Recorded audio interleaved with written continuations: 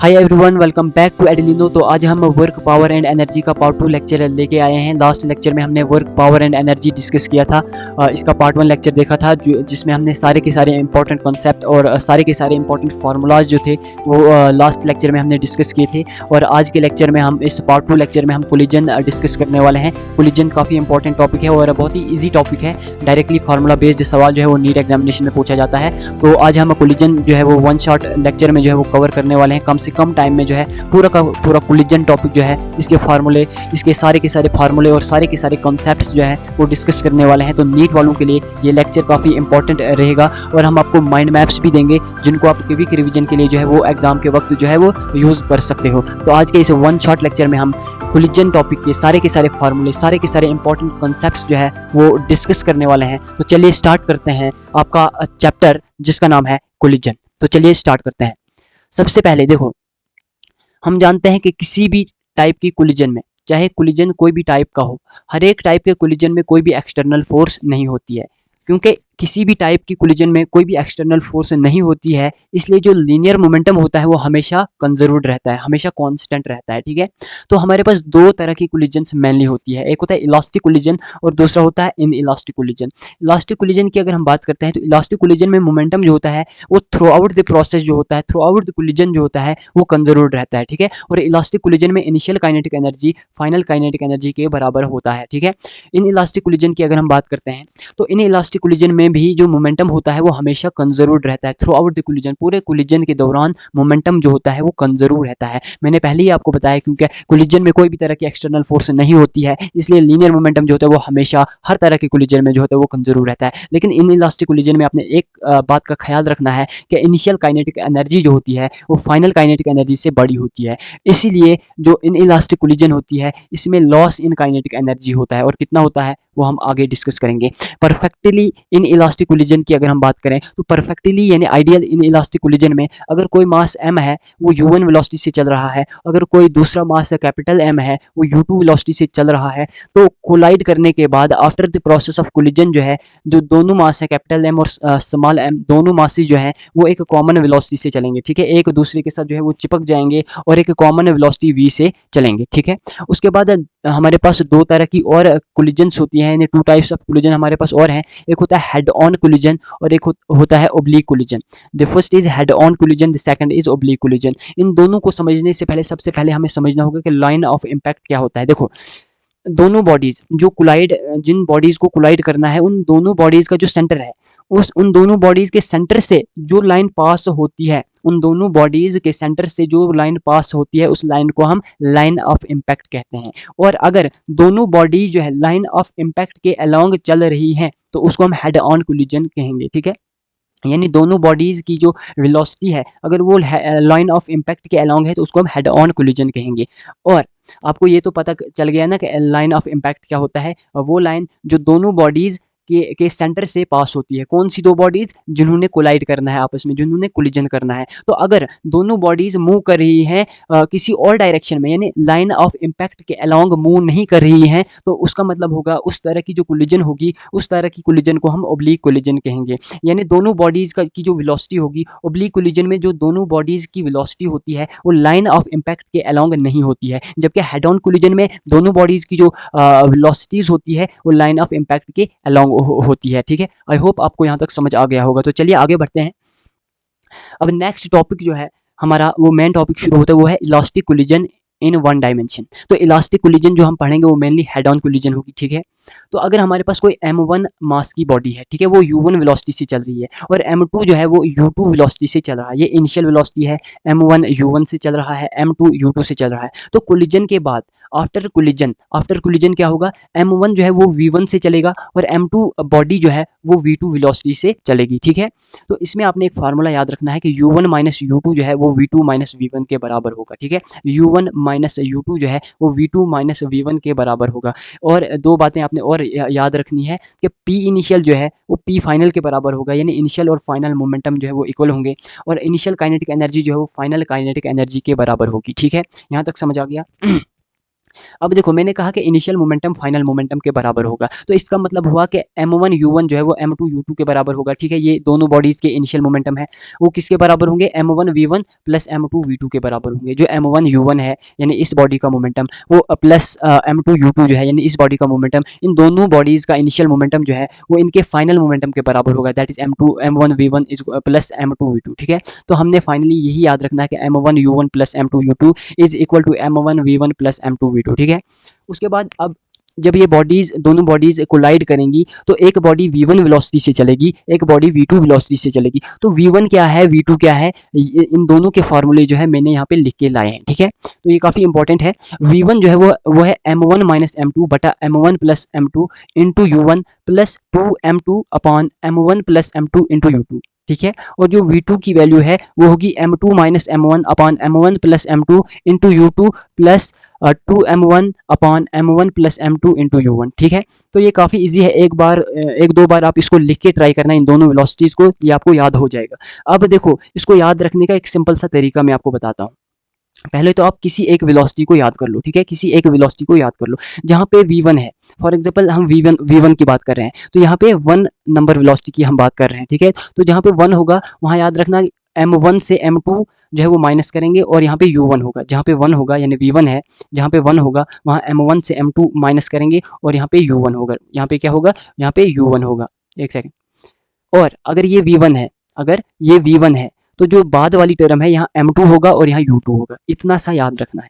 और similar concept इसमें भी यूज होगा। यहाँ पे 2 है तो m2 से m1 माइनस कर दो और यहाँ पे u2 होगा। यहाँ पे 2 है तो यहाँ पे m2 से m1 माइनस कर दो और यहाँ पे u2 लिख लो। उसके बाद जो सेकंड टर्म है इसमें क्या होगा, अगर यहाँ पे 2 है तो यहाँ पे अपोजिट लिखना है हमने, यानी m1 लिखना है। यहाँ पे 2 है ना, v2 है तो यहाँ पे m1 लिखना है और u1 लिखना है। जैसे यहाँ पे v1 है तो यहाँ पे m2 u2, यहाँ पे v2 है, यहाँ m1 u1। ठीक है, तो वैसे मैं तो एक ही बात कहूँगा कि इसको याद रखने की कोशिश करना। ठीक है, ज़्यादा से ज़्यादा जो है ये फार्मूला याद रखने की कोशिश करना। ठीक है, तो आई होप आपको यहाँ तक समझ आ गया होगा। तो चलिए आगे बढ़ते हैं। अब अगर हम बात करते हैं परफेक्टली इलास्टिक कोलिजन की, तो परफेक्टली इलास्टिक कोलिजन में जो रिलेटिव वेलोसिटी ऑफ अप्रोच होता है वो रिलेटिव वेलोसिटी ऑफ सेपरेशन के बराबर होता है। मैंने पिछले फार्मूले में ये एक बात बताई थी कि u1 माइनस u2 जो होता है वो v2 माइनस v1 के बराबर होता है। तो इसमें क्या आपने याद रखना है, जो u1 माइनस u2 होता है ये रिलेटिव वेलोसिटी ऑफ अप्रोच होता है, जो v2 माइनस v1 होता है ये रिलेटिव वेलोसिटी ऑफ सेपरेशन होता है। यही यहाँ पे भी लिखा है कि परफेक्टली इलास्टिक कोलिजन के केस में जो रिलेटिव वेलोसिटी ऑफ अप्रोच होता है वो रिलेटिव वेलोसिटी ऑफ सेपरेशन के बराबर होता है। रिलेटिव वेलोसिटी ऑफ अप्रोच को हम u1 माइनस u2 कहते हैं, रिलेटिव वेलोसिटी ऑफ सेपरेशन को हम v2 माइनस v1 कहते हैं। ठीक है, अब कुछ स्पेशल केसेस हमने पढ़ने हैं हेड ऑन कोलिजन के। ठीक है, ये काफ़ी इंपॉर्टेंट है और यहाँ से क्वेश्चन पूछने के चांसेस बनते हैं। ठीक है, तो कुछ स्पेशल केसेस हम पढ़ेंगे हेड ऑन कोलिजन के। सबसे पहला केस है कि जब दोनों मास जो है वो सेम होंगे, यानी m1 is equal to m2, जितना मास ये होगा उतना ही मास ये होगा। ठीक है, यानी एक बॉडी का जितना मास होगा सेकंड बॉडी का भी उतना ही मास होगा, यानी m1 is equal to m2। ठीक है, जब ये वाला केस होगा तो जो वेलोसिटी है वो इंटरचेंज होगी। इस कंसेप्ट को समझने के लिए मैं यहाँ पे डायग्राम बना के लाया हूँ। अगर m1 u1 से चल रही है और m2 u2 से चल रही है तो कोलिजन के बाद जो m1 है वो वेलोसिटी u2 से चलेगी और जो m2 है वो वेलोसिटी u1 से चलेगी। ठीक है, और यहाँ पे मैंने ये लिखा भी है कि v1 जो है, यहाँ पे v1 जो है वो u2 के बराबर है और जो v2 है ये u1 के बराबर है। इसी का मतलब होता है कि इन्होंने वेलोसिटी क्या कर ली, इंटरचेंज कर ली। यानी जो m1 है कोलाइड करने के बाद वो u2 वेलोसिटी से चलेगी और जो m2 है वो कोलाइड करने के बाद u1 वेलोसिटी से चलेगी। ठीक है, m1 किस वेलोसिटी से चलेगी कोलाइड करने के बाद, u2 वेलोसिटी से, और m2 चलेगी कोलाइड करने के बाद u1 वेलोसिटी से। तो यही मैंने यहाँ पे भी लिखा है, कि v1 is equal to u2, v2 is equal to u1। ठीक है, उसके बाद दूसरा केस आता है। तो दूसरा केस क्या है कि अगर m2 मास है अगर वो m1 से बहुत बड़ा है, अगर m2 mass is greater than m1 और and u2 is equal to 0, यानी जो m2 है वो तो बड़ा भी है और रेस्ट पे है, यानी इसकी वेलोसिटी इनिशियल वेलोसिटी क्या है, 0 है, कहने का मतलब है रेस्ट पे है। तो m2 is greater than m1 and u2 is equal to 0, यानी m2 जो है वो m1 से बड़ा है और m2 की वेलोसिटी 0 है, यानी वो रेस्ट पे है, और m1 बहुत छोटा मास है। तो इस केस में क्या होता है, देखो m1 छोटा मास है और u1 वेलोसिटी से चल रहा है। m2 बड़ा मास है और रेस्ट पे है, यानी इसकी वेलोसिटी 0 है। तो जब ये कोलाइड करेंगे तो m1 जो m1 है ये u1 वेलोसिटी से चल रहा है, तो कोलाइड करने के बाद वेलोसिटी सेम रहेगी लेकिन इसकी डायरेक्शन अपोजिट हो जाएगी, क्योंकि जब ये बड़े मास के साथ टकराएगा तो इसकी वेलोसिटी सेम रहेगी लेकिन अपोजिट डायरेक्शन में चलेगा। वही मैंने यहाँ पे लिखा है कि कोलाइड करने के बाद ये v1 वेलोसिटी से चलेगा, ठीक है, और वो v1 वेलोसिटी क्या है, माइनस ऑफ u1, यानी सेम वेलोसिटी u1 से ही चल रहा है, बस नेगेटिव साइन आप इधर लगा देना, ठीक है। आई होप आपको समझ आ गया होगा। और m2 वेलोसिटी, इसको कैसे याद रखना है, m2 जो है, m2 पहले रेस्ट पे था, बाद में भी रेस्ट पे रहेगा, बाद में भी रेस्ट पे रहेगा। क्यों? क्योंकि इसका मास बहुत बड़ा है, ठीक है। जब इसे छोटा मास टकराएगा तो इसकी वेलोसिटी में कोई भी फर्क नहीं आएगा, ये रेस्ट पे था, रेस्ट पे ही रहेगा। वही मैंने यहाँ पे भी लिखा है कि v2 की वेलोसिटी यानी v2 इक्वल टू 0, कहने का मतलब है ये रेस्ट पे ही है। यहाँ पे मैंने v2 लिखा है और v2 की वेलोसिटी क्या है, 0 है। v2 क्या है, 0 है। तो आई होप आपको यहाँ तक समझ आ गया होगा। मैं थोड़ा सा रिपीट कर रहा हूँ ये वाला पॉइंट, क्योंकि थोड़ा सा कंसेप्चुअल है। अगर आपने एक बार इसका कंसेप्ट समझ लिया ना, फिर याद रखने की इसमें कोई भी ज़रूरत नहीं है। देखो m1 u1 वेलोसिटी से चल रहा है और m1 बहुत छोटा मास है, m2 रेस्ट पे है, m2 बहुत बड़ा मास है। तो कोलाइड करने के बाद जो छोटा मास m1 है वो v1 वेलोसिटी से चलेगा, जो कि बराबर है u1 के ही, लेकिन नेगेटिव ऑफ u1, ठीक है। और m2 मास पहले भी रेस्ट पे था, बाद में भी रेस्ट पे रहेगा, v2 इक्वल टू 0, ठीक है। उसके बाद आगे बढ़ते हैं तीसरा केस। अगर m1 m2 से बड़ा है, अगर m1 m2 से बड़ा है और u2 जो है वो 0 है, u2 equal to 0। Third case is m2 is greater than much greater than m1 is much greater than m2 and u2 is equal to 0। इस केस में जो m2 है वो बहुत छोटा है, m2 जो है वो बहुत छोटा है। तो इसको एक बार फिर से मैं रिपीट कर रहा हूँ कि m1 m2 से बहुत बड़ा है और m2 जो है वो रेस्ट पे है, यानी u2 0 है। u2 is equal to 0 का मतलब m2 एक तो छोटा है और 0 और इसकी वेलोसिटी 0 है, यानी रेस्ट पे है, ठीक है। और यहाँ से समझते हैं, यहाँ पे m1 जो है वो लार्ज मास है, वो क्या है, लार्ज मास है, और m2 जो है वो स्मॉल मास है। तो जब ये लार्ज मास m1 u1 वेलोसिटी से चल रहा है तो कोलाइड करने के बाद इसकी वेलोसिटी सेम रहेगी, क्योंकि ये बड़ा मास है, छोटे मास से जब ये छोटे मास के साथ टकराएगा तो इसकी वेलोसिटी में कोई भी फर्क नहीं आएगा। ये u1 वेलोसिटी से चल रहा था, u1 से ही चलेगा, ठीक है। तो इसीलिए यहाँ पे मैंने लिखा है v1 इक्वल टू u1, ठीक है। यहाँ पे थोड़ा सा कंसेप्ट आपने समझना है, ठीक है। और जो ये छोटा मास था ये पहले रेस्ट पे था, आपने समझना है कि जब ये छोटा मास मास m2 अब बड़े मास के साथ टकराएगा तो ये वेलोसिटी से चलेगा, और कितनी वेलोसिटी से चलेगा, v2 वेलोसिटी से चलेगा, that is equal to 2 into u1। हाँ, यानी जितनी वेलोसिटी से ये बड़ा मास चल रहा था उससे डबल वेलोसिटी से फिर ये छोटा मास चलेगा आफ्टर कोलिजन, ठीक है। मैं इसको एक बार फिर से रिपीट कर रहा हूँ कि अगर m1 m2 से बहुत बड़ा है और m2 रेस्ट पे है, तो m1 अगर u1 वेलोसिटी से चल रहा है तो कोलाइड करने के बाद m1 v1 वेलोसिटी से चलेगा, और v1 जो है वो u1 के बराबर ही होगा, ठीक है। किसके बराबर होगा, u1 के बराबर ही होगा। और m2 अगर पहले रेस्ट पे था तो ये v2 वेलोसिटी से चलेगा और v2 जो है वो 2 इंटू u1 के बराबर होगा, ठीक है। लेकिन इसमें ध्यान रखना, ये m1 बड़ा है, m2 बड़ा है और कौन सी इनिशियल वेलोसिटी 0 है, ठीक है। ये चीज़ें जो है इसमें ध्यान रखना। उसके बाद ये वाले फार्मूले जो है ये याद करना, ठीक है। उसके बाद नेक्स्ट टॉपिक जो है हमारा है वो है coefficient of restitution. The next topic is coefficient of restitution. देखो मैंने आपको पहले ही ये फार्मूला बताया था, ठीक है। u1 minus u2 equal to v2 minus v1। अगर इस u1 माइनस u2 को आप उस साइड लेते हो तो वो डिनोमिनेटर में चला जाएगा, ठीक है। इसी तरीके से मैंने यहाँ पे लिखा है v2 माइनस v1 बटा u1 माइनस u2। तो यही वैल्यू जो है इसी को हम e कहते हैं, और यही e जो है ये होता है कोफिशिएंट ऑफ रेस्टिट्यूशन, ठीक है। मैंने आपको बताया कि u1 minus u2 equal to v2 minus v1। इस u1 माइनस u2 को आप इधर RHS में जब लेते हैं तो जो वैल्यू हमारे पास बनती है वो e के बराबर होती है, और इसी e को हम कोफिशिएंट ऑफ रेस्टिट्यूशन कहते हैं, ठीक है। और अब कंसेप्ट यहाँ पे समझना है, एक सेकेंड। देखो अगर हमारे पास e की वैल्यू 1 आ गई तो जो ये होगा परफेक्टली इलास्टिक कोलिजन, ठीक है। तो परफेक्टली इलास्टिक कोलिजन के केस में ई की वैल्यू कितनी होती है, 1 के बराबर होती है। अगर हमारे पास परफेक्टली इन इलास्टिक कोलिजन है तो उसके केस में जो ई होगी वो 0 के बराबर होगी। देखो मैंने पहले ही बताया था कि जो परफेक्टली इन इलास्टिक कोलिजन है उसके केस में कोलिजन के बाद दोनों बॉडी जो है वो एक दूसरे के साथ चिपक जाती हैं और एक कॉमन वेलोसिटी v से चलती हैं। तो दोनों बॉडीज की जब वेलोसिटी सेम होती है, v2 और v1 जब सेम होती है तो यहाँ पे v माइनस v हम करते हैं वो 0 के बराबर होता है, ठीक है। अगर आपसे कोई कहेगा कि परफेक्टली इन इलास्टिक कोलिजन में कोफिशिएंट ऑफ रेस्टिट्यूशन 0 क्यों होता है? क्योंकि दोनों बॉडीज की जो वेलोसिटी होती है कोलिजन के बाद वो सेम होती है, दैट्स व्हाई ई की वैल्यू 0 होती है, ठीक है। क्योंकि कोफिशिएंट ऑफ रेस्टिट्यूशन का general formula v2 minus v1 upon u1 minus u2 होता है, ठीक है। तो इसमें जब हम ये वैल्यूज डालते हैं तो हमारे पास 0 निकल के आता है, ठीक है। तो जो कोफिशिएंट ऑफ रेस्टिट्यूशन ई होता है उसकी वैल्यू होती है रिलेटिव वेलोसिटी ऑफ सेपरेशन बटा रिलेटिव वेलोसिटी ऑफ अप्रोच, ठीक है। कोफिशिएंट ऑफ रेस्टिट्यूशन ई की जो वैल्यू होती है, इसका जो फार्मूला होता है वो होता है रिलेटिव वेलोसिटी ऑफ सेपरेशन बटा रिलेटिव वेलोसिटी ऑफ अप्रोच, ठीक है। और परफेक्टली इलास्टिक कोलिजन में ई की वैल्यू 1 होती है और परफेक्टली इन इलास्टिक कोलिजन में जो ई की वैल्यू होती है वो 0 होती है, ठीक है। उसके बाद नेक्स्ट इलास्टिक कोलिजन इन 2 डायमेंशन। अब हमने 2 डायमेंशन में इलास्टिक कोलिजन देखना है, ठीक है।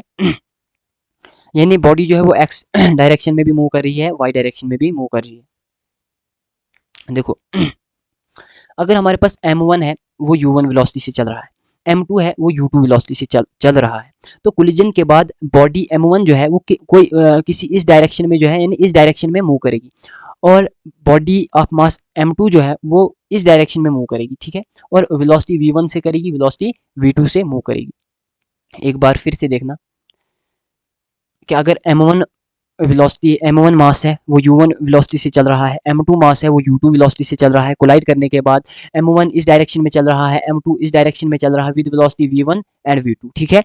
तो जो m1 है वो इस डायरेक्शन में चल रहा है एट एंगल अल्फा, किस एंगल पे? अल्फा पे, और m2 जो है वो इस डायरेक्शन में मूव कर रहा है एट एंगल बीटा, और m1 v1 वेलोसिटी से चल रहा है, m2 v2 वेलोसिटी से चल रहा है। अब आपने इसमें फार्मूले याद रखने, ठीक है। बस इसमें यही समझना है, ये जो डायग्राम है ना यही इसमें समझना है, उसके बाद आपने सिर्फ फार्मूले याद रखने, ठीक है।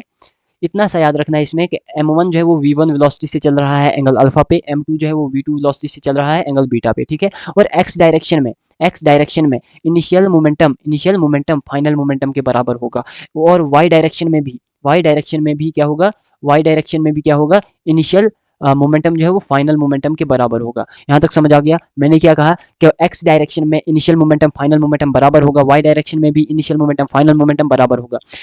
अब देखो अगर हम x डायरेक्शन की बात करते हैं तो x डायरेक्शन में इनिशियल मोमेंटम क्या है? m1 u1 plus m2 u2 है, ठीक है ना। ये यहाँ से पता चल रहा है कि m1 u1 से चल रहा है तो m1 u1, m2 u2 से चल रहा है तो m2 u2। ये हो गया इनिशियल मोमेंटम इन x डायरेक्शन। अब देखो m1 v1 का जो x कंपोनेंट है x डायरेक्शन में, यहाँ इस तरफ कंपोनेंट है वो है m1 v1 cos अल्फा। वो क्या है? m1 v1 cos alpha. इस m2 का जो इस डायरेक्शन में x डायरेक्शन में कंपोनेंट है वो है m2 v2 cos बीटा, क्योंकि ये बीटा एंगल पे है। तो इस तरीके से जो फाइनल मोमेंटम होता है m1 v1 cos अल्फा होता है और m2 v2 cos बीटा होता है x डायरेक्शन में। ये बात याद रखना, ठीक है।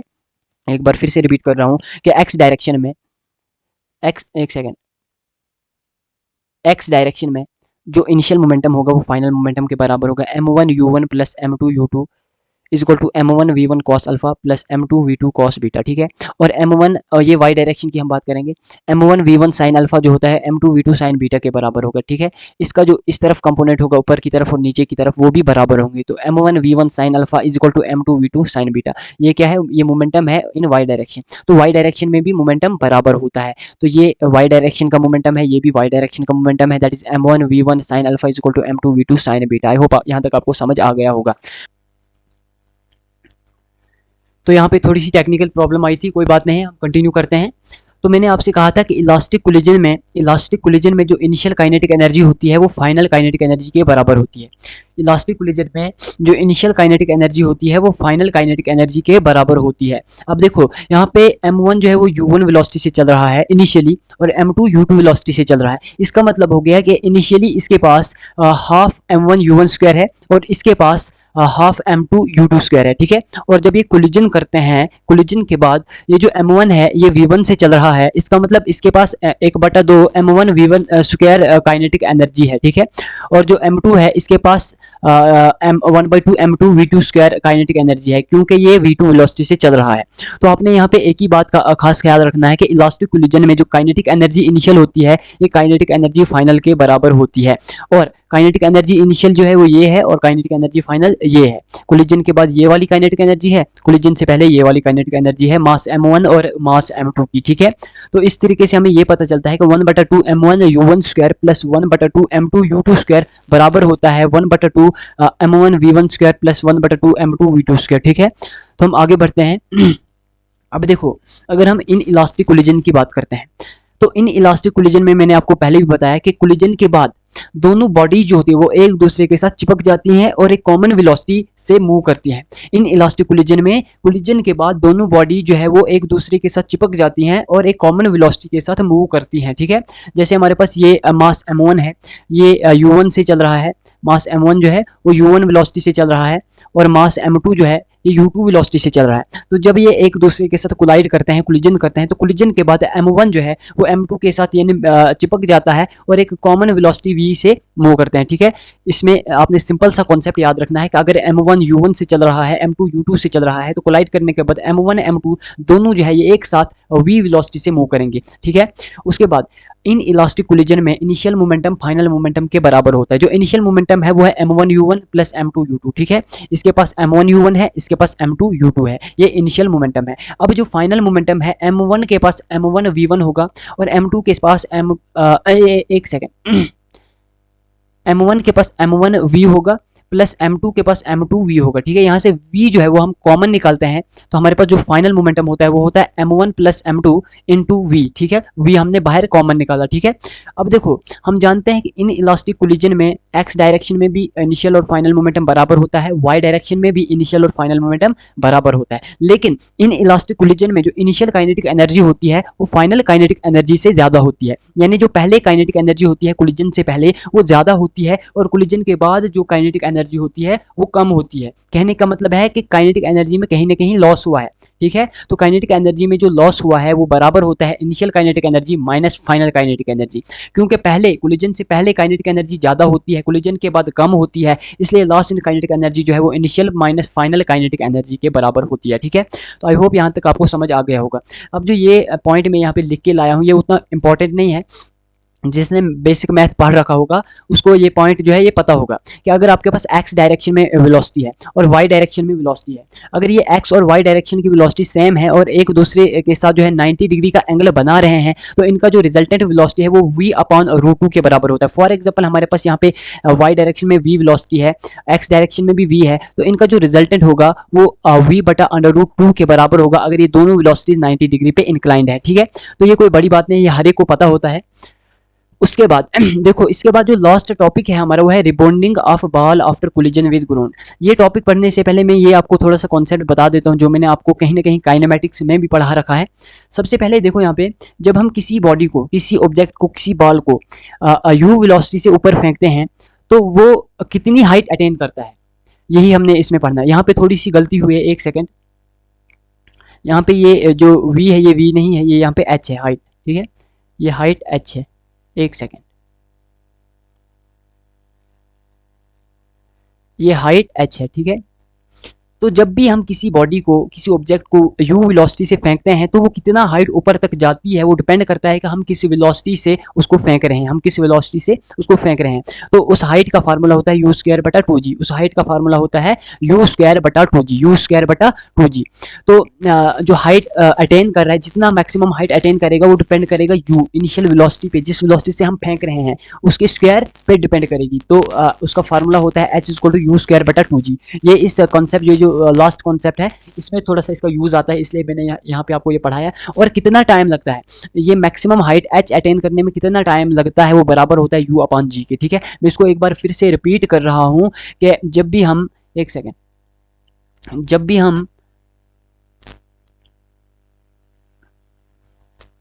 हम किसी ऑब्जेक्ट को u वेलोसिटी से फेंकते हैं, जब भी हम किसी ऑब्जेक्ट को u वेलोसिटी से फेंकते हैं तो वो कितनी हाइट अटेन करता है, वो कितनी हाइट अटेन करता है वो डिपेंड करता है कि हम किस वेलोसिटी से उसको फेंक रहे हैं, ठीक है। हम उसको u वेलोसिटी से फेंक रहे हैं तो हाइट अटेन करेगा u स्क्वायर बटा 2g और कितना टाइम लगेगा u बटा g। सिमिलरली अगर आपके पास कुछ इस तरीके का दिया है, पेंडुलम टाइप का दिया है, तो अगर आप इस ऑब्जेक्ट को, इस बॉल को u वेलोसिटी से आगे फेंक रहे हो तो ये कितना हाइट अटेन करेगा वो बराबर होता है u स्क्वायर बटा 2g, ठीक है। तो हाइट का फार्मूला दोनों केसेस में सेम रहेगा, ठीक है। अब हमारे पास लास्ट एंड फाइनल टॉपिक है कोलिजन का, that is rebonding of ball after collision with ground.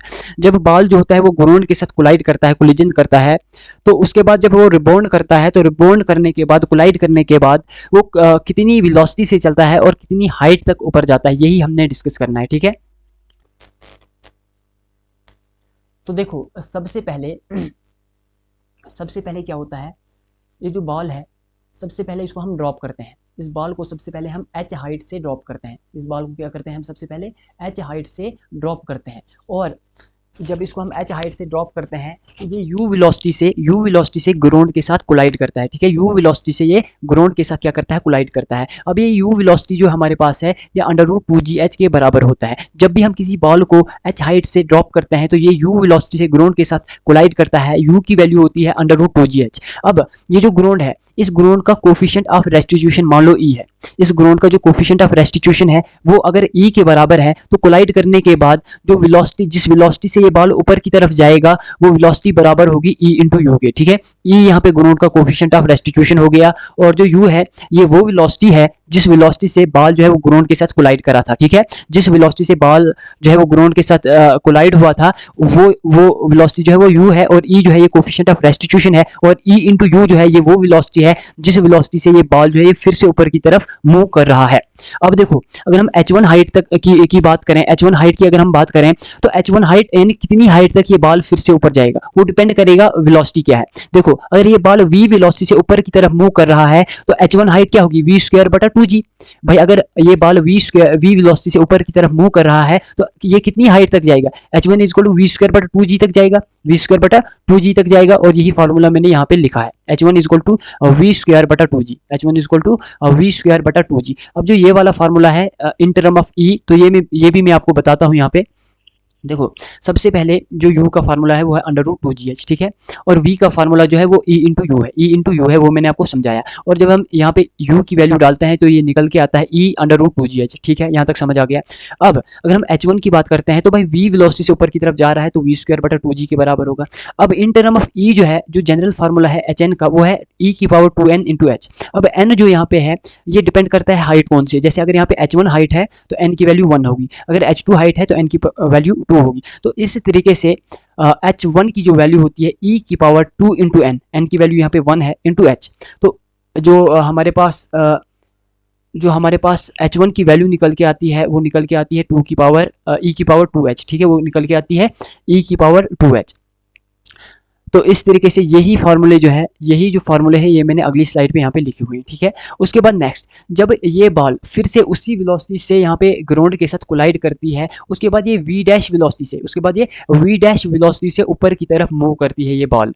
तो अब v' वेलोसिटी किसके बराबर होगी, तो ये जो v' वेलोसिटी है ये बराबर होगी e इंटू वी के, ये बराबर होगी e इंटू वी के। e यहाँ पे कोफिशिएंट ऑफ रेस्टिट्यूशन है, और जो v यहाँ पे है ये वो वेलोसिटी है जो जिस वेलोसिटी से ये बॉल जो है ये ग्राउंड के साथ कोलाइड किया, ठीक है। जिस वेलोसिटी से ये बॉल ग्राउंड के साथ कोलाइड किया वो वेलोसिटी इंटू e जो है वो बराबर होता है v' के, ठीक है। और v' से जब ये ऊपर की तरफ मूव करेगा तो ये कितनी हाइट अटेन करेगा, दैट इज h2, तो वो होगी v'²/2g, वो होगी v'²/2g। क्योंकि v' से अगर बॉल ऊपर की तरफ मूव कर रहा है तो जो हाइट होगी वो v'²/2g होगी। और इन टर्म ऑफ e अगर हम इसका फार्मूला देखें तो e⁻² इंटू n की वैल्यू यहाँ पे 2 है तो यहाँ पे 2 डाल देते हैं इंटू h, तो 2 इंटू 2 होता है 4, that is equal to e⁻4h। और यही मैंने आगे भी लिखा है, ठीक है। h2 जो है वो v'²/2g होता है, दैट इज e⁻4h, ठीक है। h2 की वैल्यू क्या होती है, v'²/2g, that is equal to e⁻4h, ठीक है। तो यहाँ पे ये आपका कंप्लीट हो जाता है। अब देखो मैं इसको एक बार फिर से बता रहा हूँ, यहाँ पे जो v' है ना, v' वो e इंटू वी है, यहाँ पे मैंने e इंटू वी ही लिखा है। यहाँ पे अगर हम v की वैल्यू डालते हैं e√2gh, जब हम यहाँ पे डालते हैं तो v' की वैल्यू निकल के आती है e²√2gh। तो मैंने बड़े शानदार तरीके से ये rebonding of ball after collision with ground जो है वो समझाया आज के इस लेक्चर में। आई होप आपको समझ आ गया होगा। थोड़ा सा मैं ऊपर से ये वाला टॉपिक फिर से रिवाइज करा रहा हूँ क्योंकि ये थोड़ा सा कंसेप्चुअल है, और इसमें ये जो फार्मूले हैं और ये डायग्राम है बिल्कुल अच्छे से ध्यान रखना, ठीक है। देखो सबसे पहले क्या हुआ, बॉल जो है वो ग्राउंड के साथ बॉल ने कोलाइड किया h हाइट से, ठीक है। u बराबर है √2gh, ठीक है। u किसके बराबर है, √2gh। जब बॉल ऊपर की तरफ मूव कर रही है तो वो वेलोसिटी बराबर है e इंटू यू के, ठीक है। u जो है वो √2gh के बराबर है, तो फार्मूला v का हो जाता है e √2gh। जब बॉल जो है वो अगेन कोलाइड करती है ग्राउंड के साथ और फिर से ऊपर की तरफ जाती है तो वो v' वेलोसिटी से जाती है, that is equal to e into V. v की वैल्यू जब हम यहाँ पे e √2gh डालते हैं इस फार्मूले में तो v' की वैल्यू निकल के आती है e²√2gh, ठीक है। उसके बाद अगर हम हाइट की बात करते हैं तो हाइट जो है h1 अगर v वेलोसिटी से ये ऊपर जा रही है तो h1 होगी v²/2g, और इन टर्म ऑफ e जो है वो e की पावर 2h होगी। ठीक है, यहाँ n की वैल्यू डालते हैं, जैसे h1 में n की वैल्यू 1 है, h2 में n की वैल्यू 2 है, तो इसी तरीके से यहाँ पे जो h है h2 है, h2 बराबर होगा, क्योंकि वेलोसिटी v डैश से ऊपर जा रहा है तो h2 जो है वो v²/2g होगा। ठीक है, और इन टर्म ऑफ e अगर बात करें तो e की पावर 2 × 2 h के बराबर होगा, दैट इज e की पावर 4h। ठीक है, तो यही सारे फार्मूले मैंने अगली स्लाइड पे भी लिखे हुए हैं, बस ये फार्मूला थोड़ा सा याद रखना। ये एक बार नीट में भी पूछा गया है, ये वाला इस पे बेस्ड एक सवाल पूछा गया है। आपसे बोलेगा कि इतनी बार बाल जो है वो ग्राउंड के साथ कोलाइड किया, तो इतनी बार कोलाइड करने के बाद ये कितनी हाइट ऊपर तक जाएगा, तो जितनी बार ये कोलाइड करेगा वो n की वैल्यू होगी। ठीक है, जैसे 3 बार किया तो n की वैल्यू 3 होगी, तो n की जगह 3 डालना तो hn निकल आएगा। जैसे h अगर n की वैल्यू यहाँ पे 3 है तो h3 जो है वो e की पावर 3 × 2 6 हो गया, तो e की पावर 6h हो गया। ठीक है, तो इस तरीके से rebonding of ball after collision with ground खत्म हो जाता है यहाँ पे। बस ये हाइट के फार्मूले थोड़े से याद रखना। ठीक है, h1 v²/2g is equal to 2 की पावर e की power 2h, h2 is equal to v²/2g e की पावर 4h। ठीक है, ये अच्छे से याद रख लेना। यहाँ पे आपका पूरा का पूरा कोलिजन टॉपिक खत्म हो जाता है। तो कोलिजन थोड़ा सा इंपॉर्टेंट टॉपिक है, क्योंकि बहुत ही इजी है और थोड़ा सा कॉन्सेप्चुअल है और बहुत ही छोटा सा टॉपिक है। ठीक है, इसमें आपने क्या करना है कि फार्मूले जो है वो मेमोराइज रखने की जो है कोशिश करनी है। ठीक है, यहाँ पे आपका पूरा का पूरा कोलिजन कंप्लीट हो जाता है और इसी के साथ आपका वर्क, पावर एंड एनर्जी भी कंप्लीट हो जाता है। अगर आपको माइंड मैप्स चाहिए, अगर आपको फार्मूला शीट्स या जिनको आप शार्ट नोट्स कहते हो, तो अगर आपको ये चाहिए तो इस नंबर पे आप कांटेक्ट कर सकते हो, सिर्फ व्हाट्सएप पे कांटेक्ट करना। ठीक है, आपको mind maps, formula sheets, short notes मिल जाएंगे। तो अगर आपको लेक्चर अच्छा लगा होगा, अगर आपको समझ आया होगा, तो वीडियो को लाइक करके हमारे चैनल को सब्सक्राइब करना। मिलते हैं फिर एक नए लेक्चर में एक नए टॉपिक के साथ, तब तक के लिए ऑल द बेस्ट।